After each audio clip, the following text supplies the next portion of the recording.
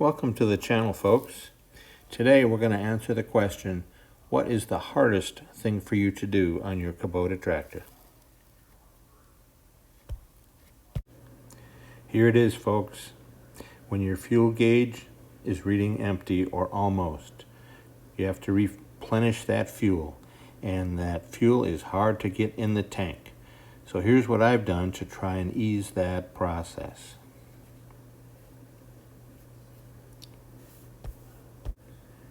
Getting that 35 pounds of diesel fuel plus the weight of the can, lifting that up to try and get it into the tank is not easy.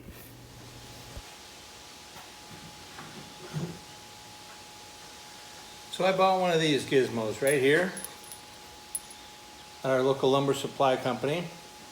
It's a siphon, and I'm going to show you how it works today.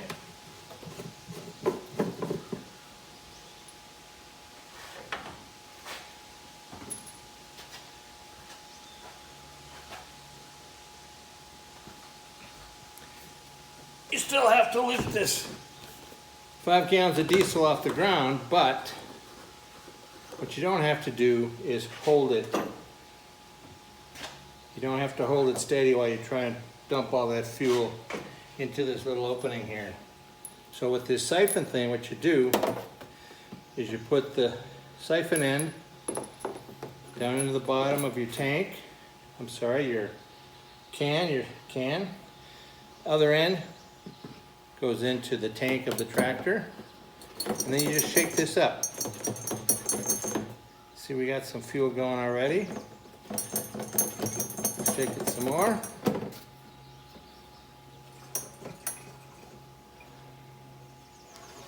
Not quite.